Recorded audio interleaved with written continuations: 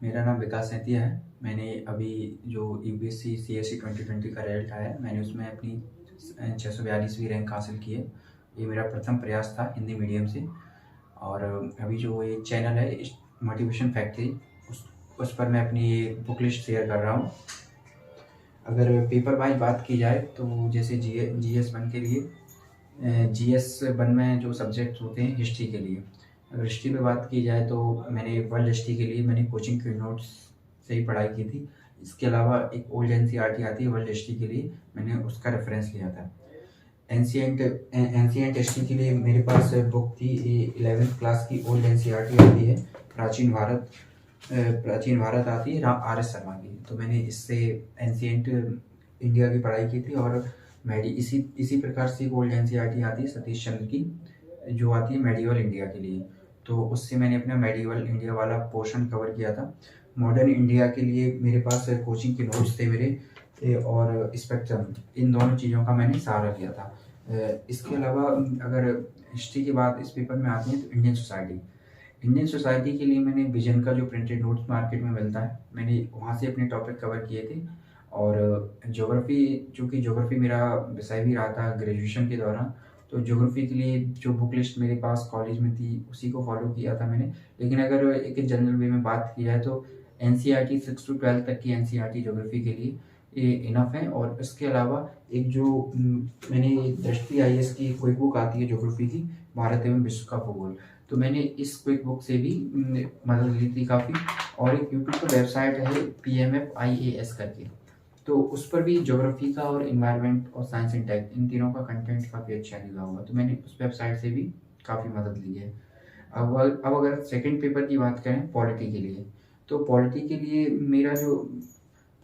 जो मेरा सोर्स था, एक तो वो सभी को जो नॉर्मली फॉलो करते हैं लक्ष्मीकांत, भारत की राज्य व्यवस्था, तो मैंने एक तो इसको फॉलो किया था, प्रीलिम्स पर्पज से काफ़ी हेल्पफुल है। और मेंस के लिए जो आंसर राइटिंग होती है, उसमें जो एनालिसिस पोर्शन होता है, उसके लिए मैंने अपनी जिस कोचिंग से मैं जुड़ा था, आप किसी भी कोचिंग के नोट्स ले सकते हैं, तो उससे काफ़ी हेल्प मिल जाती है। बाकी जो करंट अफेयर्स में चीज़ें रहती हैं उसके लिए, अगर गवर्नेंस के लिए बात की जाए तो गवर्नेंस के लिए मैं दृष्टि आईएएस कोचिंग के नोट्स आते हैं, और विजन के जो नोट्स हैं, मैंने उन दोनों नोट्स को कंबाइन करके पढ़ा था, और वहाँ से मुझे काफ़ी हेल्प मिली थी। आईआर के लिए एक आईआर के लिए कोई भी बेसिक बुक पढ़ सकते हैं, जिसमें उन दोनों देशों के क्या संबंध रहे, क्या उनके संघर्ष के बिंदु हैं, दोनों देशों के मध्य उनके क्या टकराव के बिंदु हैं, तो इससे आपको हेल्प मिल जाएगी कि। और बाकी करंट अफेयर्स, जो मैं विजन की मैगजीन आती है मंथली, मैंने उससे करंट अफेयर्स कवर किया आईआर के लिए। तो ये हो गया पेपर 2 के लिए। और अगर पेपर 3 की बात की जाए तो पेपर 3 में इकोनॉमिक्स के लिए मैंने जो प्री वाला पोर्शन होता है उसके लिए एक तो 11th और 12th की एनसीईआरटी, 11th 12th की जो मैक्रो इकोनॉमिक्स की एनसीईआरटी है। आजकल अगर प्री की बात की जाए तो माइक्रो इकोनॉमिक्स के भी एक दो क्वेश्चन आ जाते हैं, तो माइक्रो इकोनॉमिक्स की जो एनसीईआरटी है उसके भी कुछ सिलेक्टेड टॉपिक देखे जा सकते हैं। और इकोनॉमिक सर्वे, बजट, इन सब की समरी पढ़ी जा सकती है। इसके अलावा मैंने कई जगह से इसका जो सोर्स लिया है, मेरी कोचिंग के भी नोट्स थे, मैंने मृणाल सर की वीडियो से भी कुछ टॉपिक पे हेल्प लिया है, कुछ मैंने विजन के जो मार्केट में नोट्स आते हैं मैंने उनसे भी हेल्प लिया है। तो इसकी, क्योंकि ये इकोनॉमिक्स डायनामिक सब्जेक्ट्स है, तो इसमें बहुत सारी चीज़ें बदलती रहती हैं, तो करंट अफेयर्स के लिए मैं विजन की मैगजीन फॉलो करता था, जो मंथली मैगजीन आती है, तो बहुत सारे टॉपिक उससे कवर हो जाते थे।